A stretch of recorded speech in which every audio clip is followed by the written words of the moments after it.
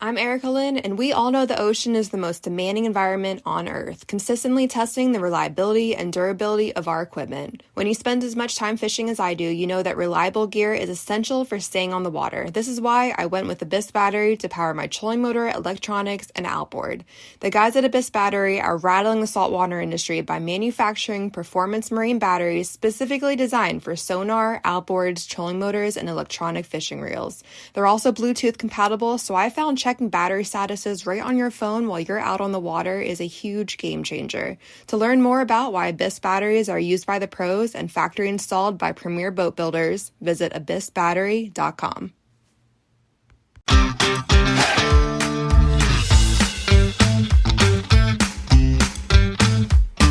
Hello and welcome to the Publicly Challenged Podcast. I'm your host, Luke Oswald, and I hope you join me on my quest for knowledge to become a better public land hunter, angler, and forager. Stick with this and who knows, maybe we will learn something together.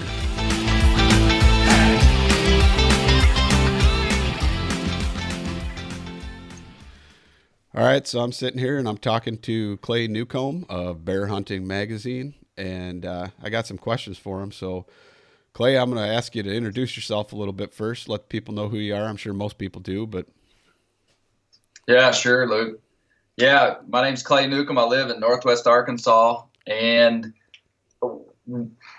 first and foremost, I'm a husband and father of 4 kids. Vocationally, I'm a publisher. I've been in the publishing business now for about 7 years, and I've published Bear Hunting Magazine. And Bear Hunting Magazine's been in print for 20 years, and I've had the business for 7 years. And so we really try to cover and try to be, give the latest info on all things bear hunting across North America, which bear hunting is pretty unique in that it doesn't take place in just a certain region. It's kind of like whitetails. There's whitetails spread across this vast geographic distribution, but there's not a whole lot of other animals that are like that. Elk or, the Rocky Mountain West, and mountain lions are out there, and mule deer in certain regions, but black bear are everywhere, literally from the Atlantic to the Pacific, from just below the Arctic Circle down into Old Mexico. I mean, bear distribution is vast and wide, and actually is one of the largest geographic distributions of big game animals in North America, second only in natural distribution to the mountain lion. A lot of people wouldn't realize that, but the mountain lion has the widest natural, pre-European settlement. They were everywhere. There was not a place that mountain lions weren't.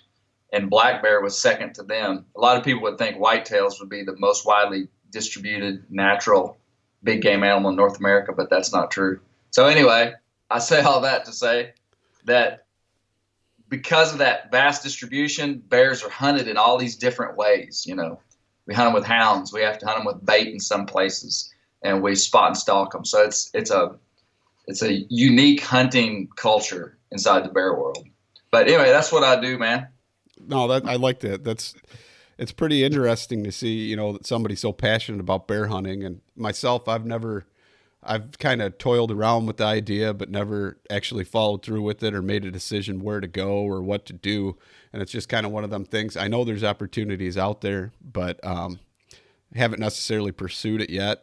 I know Colorado's got, it seems like, an abundance of bears these days, and offering extra tags with your archery elk tag and stuff like that to try and incentivize getting them. But I kind of want to talk about how you got started into bear hunting and what made you make the decision to start hunting bears. I lived in like a pretty amazing time in Arkansas to be coming of age as a hunter. The short version of the Arkansas story is that Arkansas was once known as the Bear State. We were nationally known in the 1800s as a place for hillbilly bear hunters and market hunters, and lots of wild stories coming out of Arkansas that were nationally distributed back in the 1800s for Arkansas being this bear hunters mecca. And bears were market hunted. So it was It was essentially a place that drew people to hunt bears, as were other southern states. And bears were extirpated by basically the 1920s, meaning local extinction. You know, they just weren't here. Habitat loss from landscape level logging, market hunting, all just wiped the bears out. Well, in the 1950s and 60s, the Game and Fish reintroduced bears back into Arkansas, and it ended up being the most successful reintroduction of large carnivores in the world. And that's kind of a big pill to swallow, but it's considered, let me rephrase that, it's considered one of the most successful reintroductions of large carnivores in the world. And by the year 2000, about 50 years after the reintroduction, I mean, we had 4,000 or 5,000 bears in Arkansas. And for the habitat we had, that was a lot of bears. And and that's, you know, in 2000, I was, you know, 22 years old or 21 years old or something. And I feel like bears kind of chose me. I mean, I grew up whitetail hunting, and still I'm a passionate whitetail turkey hunter. I mean, we were just kind of your typical southern hunters that just tried to do it all. I mean, we wanted to be good turkey hunters. We wanted to be good deer hunters, grew up bow hunting. And but we never really bear hunted. But it was that 2000 was when they kind of liberalized the bear season in Arkansas, and I killed my first bear in 2001.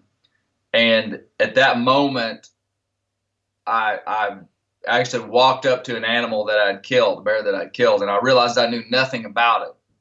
And I described it as the hunt sort of felt hollow to me, because all the other animals that I'd hunted, I knew a lot about, you know. And so it set me on a journey to really learn about Arkansas black bears and began to study about them, and was straight up intrigued with them.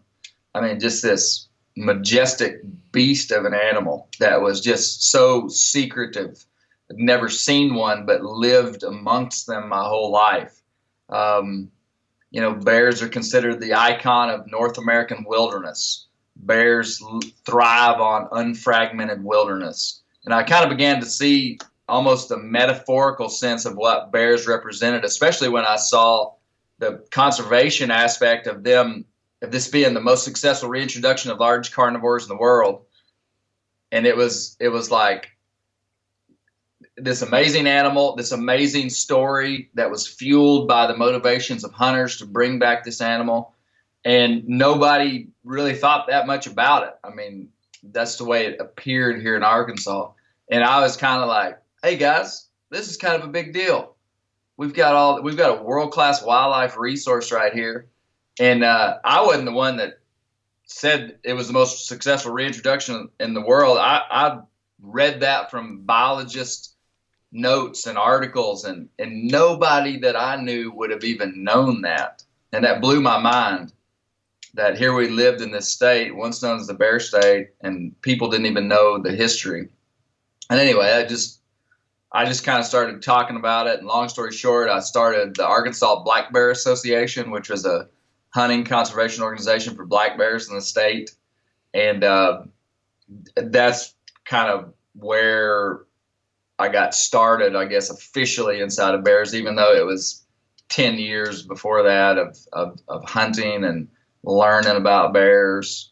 And then the Black Bear Association grew into acquiring Bear Hunting Magazine, and, you know, that's kind of how it started. So when you say that they were commercially hunted for the bears, and, you know, that's what drove them out of extinction, what were they hunting them for? Was it the furs or the bear grease or oil? Or so listen to this, Luke. Of all the big game animals that we harvest today in hunting, black bears offer more commodities than basically anything.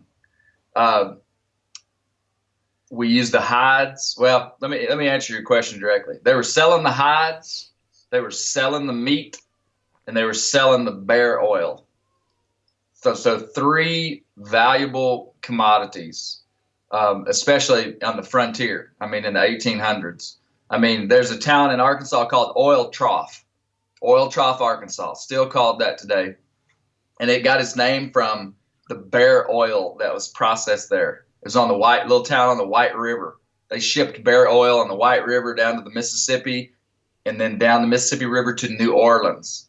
Bear oil was a super valuable commodity. They used it for lamp oil, for burning, for fuel, for lights. They used it to preserve leather. They used it as a lubricant for metal, and they used it for cooking. I've got a jar of bear oil sitting right here by my computer, and it's been out for 6 months, just sitting on a windowsill in a sealed jar. That'll stay good for 2 years at least. And I could take it in my house right now, pour a couple of teaspoons in there, and fry. I could fry fish. I could fry vegetables. Just whatever you want to do, you cook with it. You can use it as substitution for shortening and all kind of pastries and bread products and biscuits and different things. So they ate it, Right. And then the hides back in those days, were super valuable. You kill a big bear hide. People literally use that for bedding. They use bear hides for blankets, for staying warm. Think about the infrastructure of the homes. Even until 1900. And they didn't start using insulation probably until the 1930s inside a home, like fiberglass insulation and different stuff. Man, these people were just living in wooden shacks. Man, they needed warmth. It was just a valuable thing. So those three things: hide, fat, fur, meat. That meat, back before the North American model of wildlife conservation was kind of established, and we said, hey, we cannot sell wildlife anymore as a commodity on the free market. Before that, you could. And so, man, you kill a 300-pound bear and get 2 big old bear hams and some bear shoulders and some bear back straps and some bear ribs and some bear bacon off the belly fat. It was essentially like going out and slaughtering a big pig that you'd been raising and could sell it for money, so just a different time. Right. No, that's pretty cool. It's great that, that we don't do that anymore and don't demolish our resources like we did, with punt guns, doing the commercial duck hunting and things like that too. Yeah. But, so I got to ask you, do you have a bear fur coat? Man, I don't. But I've actually, I can't say that I have wheels on the idea too hard yet, but I've been looking for the last couple of years for a coat, somebody that can make a coat, like a real live coat. I don't have one though. Because that's one of the my chair here in my office though. I do have a bear hide draped over the back of this chair that I sit in every day. With that, I've cut the legs off of a hide, and it's just an oval shape out of the kind of the prime part of the hide, and I use that to sit on in my chair. That's pretty cool. No, I've always wanted, if I ever killed a bear, I always wanted, or maybe even it'd have to be, 2 bears to make the coat, whatever it would be. But that's one of the things I've always wanted. It's pretty much, it's kind of cliche to say it, but from a movie, I was watching that Legends of the Fall movie, and I saw the dad had that bear fur coat, came out of the house with it up there in Montana, I think, where they were, and that's pretty cool.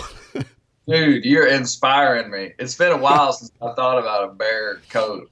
But yeah, that and like reading through Mountain Men books, and you got Jeremiah Johnson, one of my all-time favorite movies, and then you got the dude, the Grizz, right?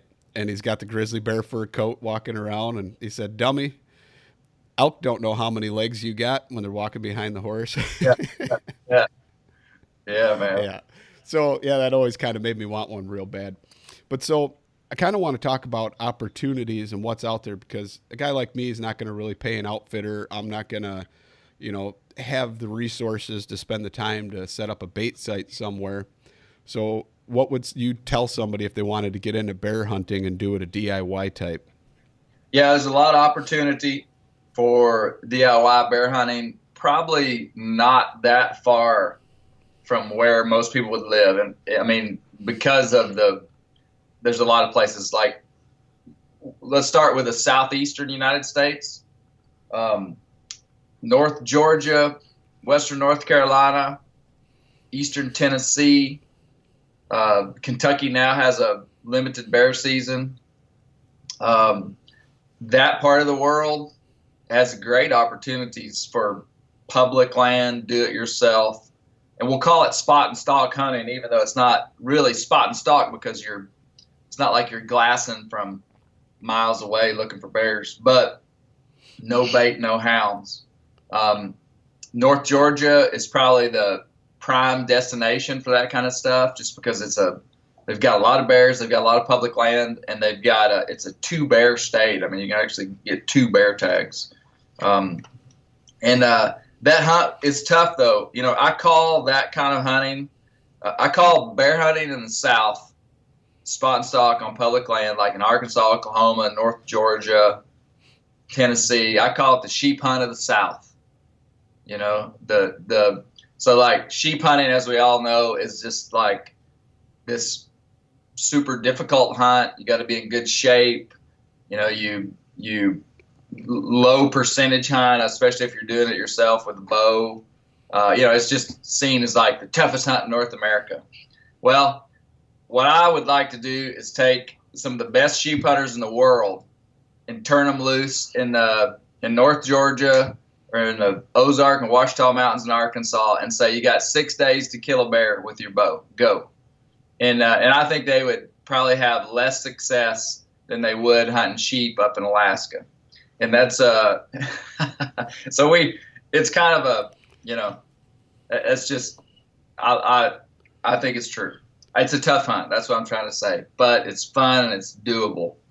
It's all about timing. And the reason success is low is because it's all about timing. If you hit it just right, it can be really good, and it can almost seem easy when mass crop is concentrated in certain places and the bears are concentrated, and you can go in and you can find them and you can kill them with a bow, even off the ground, and that's fun. But that's rare. It's I've been hunting a long time, and just every couple of years you'll hit it just right. But so that's for the Southeast. Up north, there's a ton of opportunity. Pennsylvania, New York, Vermont, New Hampshire, all those places have good bear seasons. And bears are doing the same thing everywhere in the fall. I mean, they are capitalizing on food source, and it's usually hard massed. In the South, it's going to be white oak and red oak acorns that you're looking for. Up in the Northeast, it'd probably be beech nuts. And you're trying to find where the bears are. Bears leave a ton of sign wherever they're at. They leave scat piles in the fall multiple times per day. They're leaving big data points for the hunter to find and to understand how soon that bear was there and where he was feeding and where he's going. So the Northeast would have a ton of public land. I mean, Pennsylvania is one of the best states in the country for bear harvest and for killing big bears. So is North Carolina. Zoom to the mid-South, Arkansas, Oklahoma, where I'm from. I wouldn't advise anybody to ever come here to bear hunt, just because this is where I hunt, and so I don't want to. But Arkansas and Oklahoma offer some great opportunity. Oklahoma less than Arkansas. Arkansas has 2 big national forests, about 2.2 million acres of national forest. And almost all of Arkansas's national forest land is going to be fairly legit bear country. Some places are better than others, but same way. You'd hunt them just the same way as you would in North Georgia, looking for white oak acorns, red oak acorns, looking for bear sign, and then hunting them just like you would deer. Once you find the sign, then you got to go in with the right wind, with the, they can't know you're there, and hunt them. You can hunt them off the ground much easier than you can deer. So from there, go to the Rocky Mountain West, and Montana, Idaho, Wyoming, Utah, Colorado, all those states have bear seasons. Some of them have spring bear seasons. And that's more of your classic spot and stalk rifle type hunt. The east, most of that hunting is going to be bow hunting in the early season. But out west, the seasons are more liberal in terms of the type of weapon you can use. So, you can go to Montana anytime during the bear season and use a rifle or a bow. And that's more of the, glassing from high ridges and looking into basins where you can see a long ways. And it's your classic spot and stalk Western hunt where you see a bear a mile away and figure out how to get over to him, and ton of opportunity. And that's kind of where most people think of when they think of do-it-yourself bear hunting is Montana, Idaho, Wyoming. And I love it out there. I truly do. I'm going out there again this fall to Western Montana to bear hunt. So, yeah, that's kind of it. Well, and Washington and Oregon, great bear hunting states as well. They both have spring seasons. They're some of those places you have to draw. But anyway, a lot of opportunity. And then Canada, all the Canadian provinces, all Canada hunting, though, is outfitted hunting. Like a U.S. hunter can't go up there without an outfitter.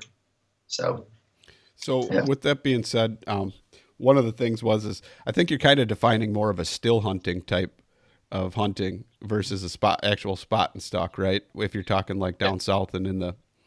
Yeah. I like to call it slip hunting, but people call it still hunting. Yeah. Even though you're not sitting still, right? Yeah. So the other thing is are most of these states then that you're talking about, like say Arkansas, Oklahoma, all those, or is it an over the counter or is it like a draw process?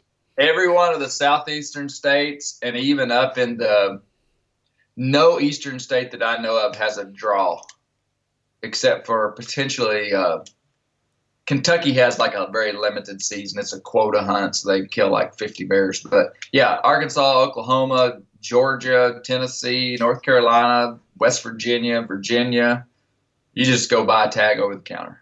I find that pretty interesting because my hunting buddy and I have often talked about, or at least one of my hunting buddies, but we've talked about going to Arkansas and doing like a whitetail hunt in the big woods, Oh, no. Go to Georgia, man.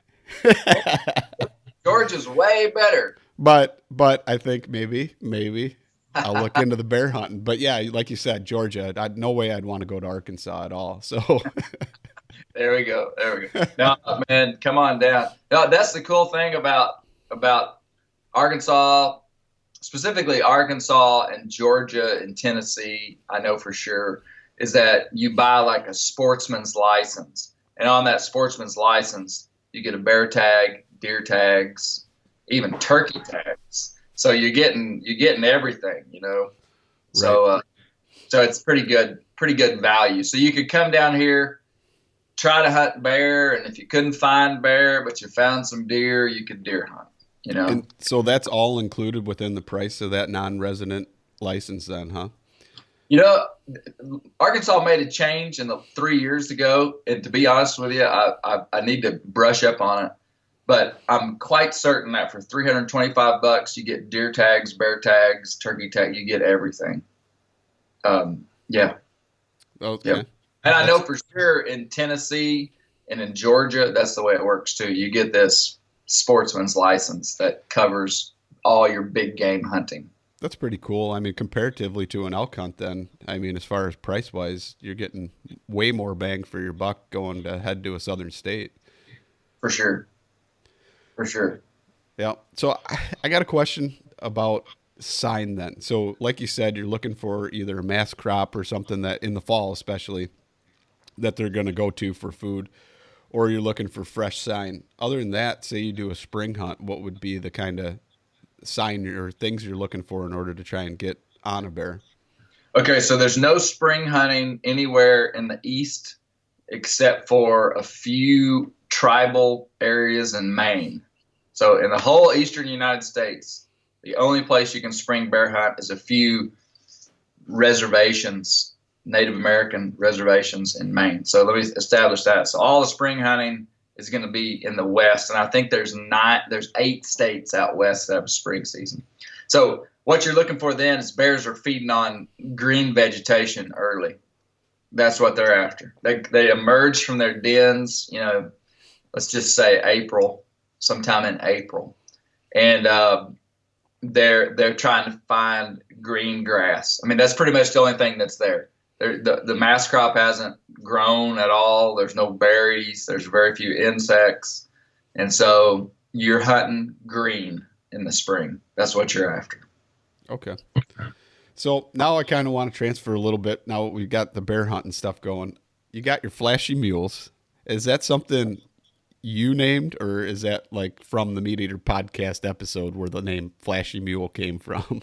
You know, I certainly am not the creator of that term. I just use it. That's just a mule term. I mean, like, that's just the way we talk about mules. That's a flashy one. You know, just, you know, so in the mule world, so like with horses, there's a lot of breeds of horses that have a lot of color just every time. I mean, like an Appaloosa horse, you breed an Appaloosa stud to Appaloosa mare, you get an Appaloosa colt that, you know, has a lot of different color and it's beautiful. You breed paint horses, you get paint horses. But with mules, for whatever reason, you know, a mule is a hybrid cross between a male horse and female donkey. No. I got it backwards. Yeah. A jack donkey and a mare horse. Well, a lot of times that the way the mule guys say it, now I don't know the genetics of it, but that donkey solid color really transfers into the offspring more often than not. So you get a lot of solid colored mules, even if the mare horse is a Appaloosa or a colored animal, you know, multicolored animal, and more often than not. Now there's plenty of colored mules. When I say colored mules, I mean mules that have multiple colors on them. And anyway, but it's just harder to get that out of a mule. And so when one has a lot of color or just is a beautiful animal, outstanding in some way, just, I don't know who started it, but they say it's a flashy one.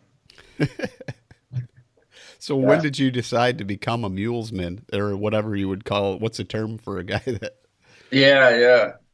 You know, I didn't grow up. We didn't grow up owning equine animals, but I kind of grew up around horses. Just, you know, didn't have a ton of experience, but just in rural Arkansas. I mean, I had friends that had horses and we rode horses, but I was certainly not an expert or didn't grow up with them and owning them anyway. And I always was intrigued by mules and the kind of the position that they held in Southern culture. I remember as a young boy, my dad talking about this man in our community that had mules, and he plowed his garden with his mules. And there was a local artist that did a rendition of this man with his mules. And as a young kid, I could tell you what that picture looked like. I was just like, that's cool. And I just always had this thing. I always wanted mules, and just, you know, it was probably only 5 years ago that just kind of everything in my life lined up where I was able to get some mules. And, you know, I had a piece of property I could keep them. And, you know, I got a mule, and I didn't really intend to be a trainer. I intended to buy fully broke mules, but fully broke mules are really expensive.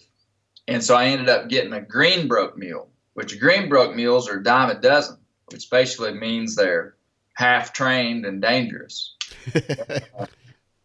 And I didn't really know that. I didn't know much about them, but I got a green broke mule and had some trouble with them. You know, got thrown off a couple of times and scared me a couple of times, and I realized I had a dangerous animal, and I began to train it and do some different stuff. And then I just decided that if I was going to have a really nice finished mule, that probably I was going to have to do it myself. And, you know, it's kind of like when you start working with an animal, sometimes you just get it. It just kind of clicks what it takes, like the input that you give this animal and the output that they give you. And I had a lot of counsel from horse trainers but a lot of it even came from YouTube. And I just started watching stuff and studying mule training and read some stuff, and then just went out in my pasture and round pen and just started working these mules. And man, I found it to be like almost a life-changing experience. And I don't want to be over dramatic, but it's just the truth. I got this totally unbroke young mule, and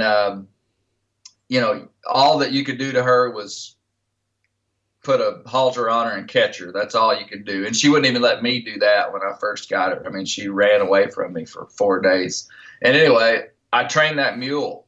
And today I've probably ridden, I don't know how much I've ridden Izzy, probably over 1,000 miles.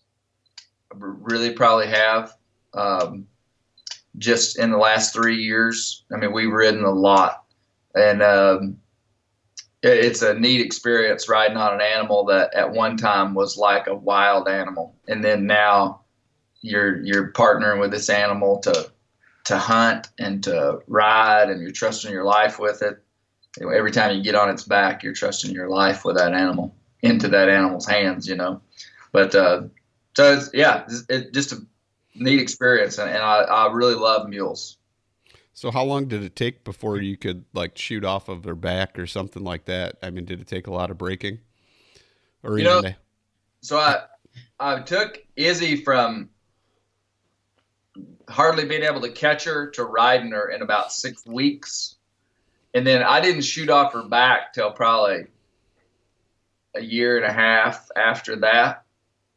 And it looks kind of wild when you see somebody do that, but I was about 90% sure that everything would be okay when I shot off her back, because I prepped her for that moment. What I would do is I would feed the mules, and I would walk out there with my 22 and start out about 50 yards from them and just shoot it into the ground. Just pow, pow, while they're eating. So there's something really positive. I mean, a mule would sell his soul for a handful of grain. I mean, that's like any livestock animal would. So this is like their high time, I mean, they're content and happy. And boom, boom, boom, shoot 50 yards away. Well, you just gradually start getting closer to them till 2 days later, you're standing within 2 feet of them, shooting into the ground with a 22 while they're eating. And, she didn't even flinch. Well, progressed to a 410 shotgun, which is about 3 times as loud as a 22. You do the same thing. Boom, 50 yards away. Boom, 10 yards away. And then pretty soon you're standing within arm's reach of her. Boom, shooting a 410 shotgun while she's eating, and she doesn't even care. And then so you go squirrel hunting. You shoot a couple squirrels out. Boom, boom, boom. You're on the back of the mule now. So it's the first time she's heard gunshots while you're on her back. People shooting on the ground at squirrels. That's what I'm talking about. And then, you just shoot off her back. It's no big deal. So I kind of want to ask you about that then. At what point did you decide that, hey, I'm going to go squirrel hunting, but I'm going to ride my mule and go squirrel hunting? It's something I've never seen before. That's a pretty common thing. I mean, Really? that's a thing that people do in the South, I mean, squirrel hunting, the idea is that you're just going to cover a lot of ground. Squirrels are pretty, especially in the late winter, squirrels are not evenly distributed across the landscape. So you'll find pockets of squirrels where you find mass crop. And so sometimes you got to cover a lot of ground. I mean, so just hop on your mule, let your dogs hunt, and we'll ride 7-8 miles in a afternoon squirrel hunting. And I enjoy walking, and I mean, and I would have enjoyed that if I'd have been on foot. But I hunt with some guys that are in their 50s and even 60s, and they're just not going to be as apt to do that. But they'll jump on the back of a good mule and just ride all day. We're actually going this weekend on a big squirrel mule hunt, and we're going to hunt for 2 days down in Washita's in a there's 4 or 5 of us bringing mules and dogs, and it's just a lot of fun. Is that a pretty rugged terrain there then in the Ouachitas? It's about, I mean, for anything around here, it is. I mean, it's not comparable to like Idaho or Montana or something. And heck, it's not really even, it's about half of what the Southern Appalachians are. But it is rough country. I mean, steep and rough, but not super tall. Our highest mountains are about 3,000 feet. So the highest mountains in the Southern Appalachians would be about 6,000 feet. But our mountains are as rough and rugged as theirs, just not as tall, if I could put it that way. And they run opposite direction, right? Is that? Man, you've been paying attention. The Ouachitas are the only mountain range between the Appalachians and the Rockies that run east and west. So it's most of our mountain ranges run east and west in North America. And so the Ouachitas run east and west. Now the Ozarks don't. The Ozarks are totally irregular. The Ozarks were formed by erosion of an uplifted plateau. So, I mean, like the mountains are just totally irregular. But down the Ouachitas, if you look at a topographic map, it's almost like the furrows of a farmer's field. These big, long, east-west running ridges, mountains. So it creates a different kind of terrain features with different kind of plants that grow on the southern, warmer sides, or the northern mesic is what they call it, like the northern sides that have more moisture, hold more moisture in the soil, get less sun. So, yeah. So when you were doing all these hunts before you had the mules, I mean, you were going in however deep you were in we'll call it the back country, and packing all these bears out, or what was the plan back then? Yeah, the truth is, it saddens me to say this every time I say it, but it's just the truth. I mean, we don't have the back country that the West does. I mean, you can't, there's nowhere in Arkansas where you can get 5 miles from a road. There's just not. So you can do anything you want on foot in this part of the world, but it's just, I'm not even going to say it's easier on a mule. A mule or any kind of equine animal adds a massive layer of complexity to your hunting that wasn't there before. You got to love it in order to make it worth it. But if you love it and you really learn to use the animal in an efficient way, it'll help you and make you more successful. But most people would hate it. I mean, it's work. I mean, like for me to think about just like grabbing my bow and my backpack and jumping in the truck and going hunting. I mean, I'm like, wow, that sounds easy. If you got a mule, you're hooking up your trailer, you're catching the mule, you're grabbing your feed, you're saddling the animal, you're just, it's just a late, when you hunt, you're constantly thinking about, you got your animal tied while you go hunt and you're thinking, is it going to be there when I get back? Did a bear come by and spook it and it break its lead rope and that animal is who knows where? I mean, just like, you think about getting hurt. I mean, my daughter got hurt 2 years ago on a mule in the backcountry.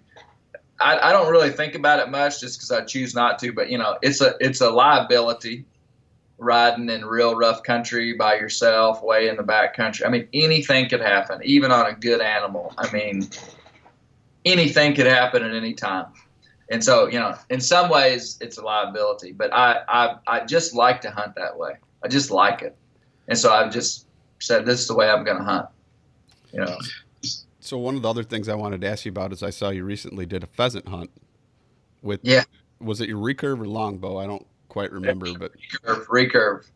Now, have you completely switched over to a recurve from a longbow? Not really. I had a longbow, I had an issue with my longbow. Let me put it that way. And so I don't have my longbow right now. It got real hot at a camp in Canada and delaminated.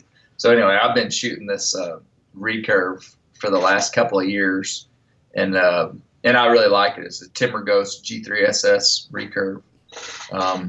But I actually like my longbow probably better for no other reason. I just, for whatever reason, enjoy it. But I feel it's a little bit like I used to shoot traditional a little bit. Well, actually a couple years, and then I kind of switched back, but mostly because I just didn't have time to put in the work that I needed for it versus your modern conveniences of, you know, compounds and whatnot. But I found it was way more forgiving for me, yeah, you know, my style of shooting, and you could cock it sideways if you wanted and try doing that with the recurve, but just one yeah. of those things.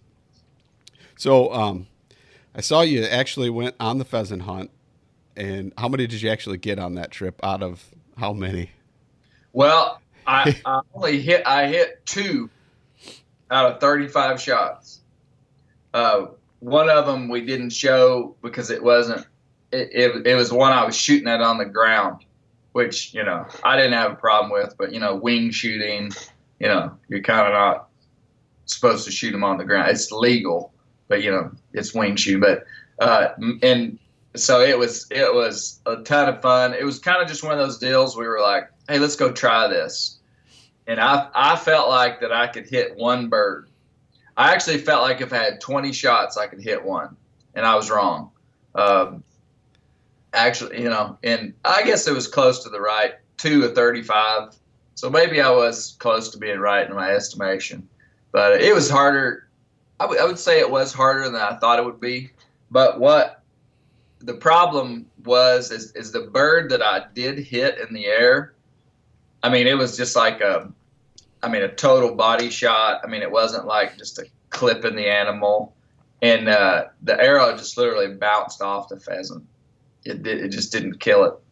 And I was using the guillotine turkey broadheads, those big broadheads that have 3 big blades that stick off of them. And golly, I just don't know. I hit 2 pheasants just square in the feathers, and they just bounced off, and the pheasant, it didn't even hurt the pheasant. I wonder if it should have been something more like a big like blunt brass point or something like that, where you know, it would have had more impact on the body of the pheasant. You know, if I do it again, I'm just going to use a regular broadhead. I just want it to penetrate the pheasant, you know, and actually stick in it. Yeah.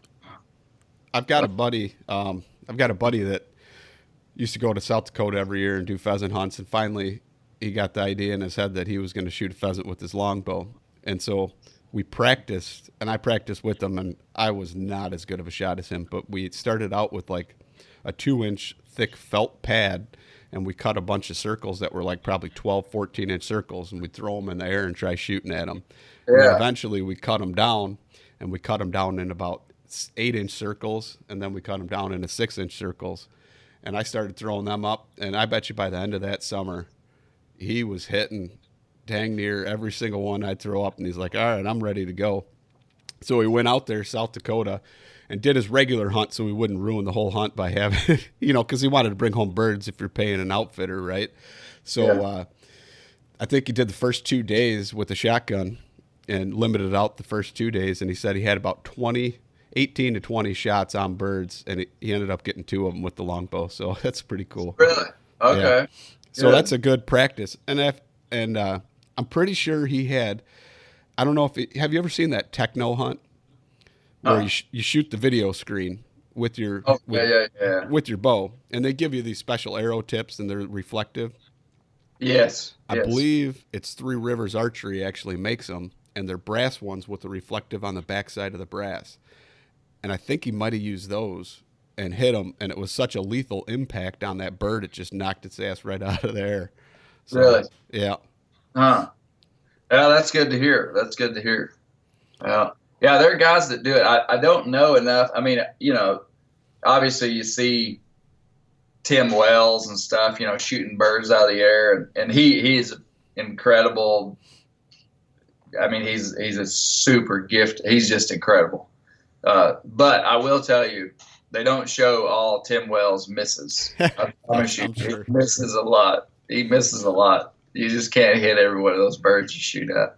Right. I think what got us going on the whole thing is we were watching the old Fred Bear videos, which are amazing. If anybody's listening and they've never seen them, find them, buy them, and watch them, because they are some of the most amazing things you've ever seen somebody do. And to see a pioneer of the primitive world, doing all that stuff, or I guess it was probably modern tackle back then, but it's pretty cool. And he had an episode where they went to a farm and did that, and I think that's what got us really reeling on the idea of doing the whole pheasant. Did Fred hit some? He did. Yeah. He missed. I mean, they showed the misses. He missed quite a few too, but I think they ended up walking away with 2 birds. And I can't remember who he was hunting with. And then the farmer, they gave him the bow and let him shoot too, and he didn't hit nothing with it. But it was pretty cool. Yeah. That's cool. That's cool. That was a fun experience. I'd like to try we I feel like, I could be better prepared next time. I feel like we practiced very little with flying targets. My son and I got out there with a coffee can about 2 days before we hunted, and he was just throwing a coffee can up in the air, and I was shooting it. And that was pretty much the extent of the practice that I did for it. And I'm certain if you got used to shooting it, you'd probably be a little more proficient. But it was a lot of fun. It was a lot of fun. So if you go back and you do it, then you're going to have to go the second time after you get more birds. You're going to have to take that mule and try and do it off the back of the mule. Yeah. Hey, you can totally do that. Now, that might be an advantage to you, being up high like that. I don't know. Well, I kind of asked you all the questions about everything. Where can people find you? So, on social media, 2 places. Everything that personally I'm doing, just Clay Newcomb on Instagram, clay.newcomb on Instagram, and Clay Newcomb on Facebook. And then Bear Hunting Magazine on Facebook, Instagram, and our podcast. We have a Bear Hunting Magazine podcast. People can find me through those 2 brands, just Clay Newcomb or those 2 names, Clay Newcomb and Bear Hunting Magazine. What big plans you got for this year coming up? Only thing that's for sure happening, or at least planning to happen, is going to Montana this spring, and then going to Saskatchewan. So 2 spring bear hunts, and then I'll do my regular fall stuff, hunting Arkansas and Oklahoma, and then probably go to Manitoba on a whitetail hunt. That's all I've got planned right now, but maybe some more. I may go back to Colorado on a do-it-yourself elk hunt. We'll see. What are you going to bring, a rifle or a bow? On which one, the elk hunt? Yeah. Bow, and probably compound. I like to be flexible, and so certain hunts I'll choose the compound just because I don't want the shooting to be the limiting factor of the hunt. So I'm not ready for traditional elk hunting yet. I need to just kill one. Would be cool though. That's like my ultimate dream, is to get back into shooting the traditional and do that, but I got to get one with the bow first. So yeah. Well, Clay, I appreciate you talking to me, and thank you so much. Hey, thanks for having me on, Luke. Appreciate it, man. Yep. Thank you.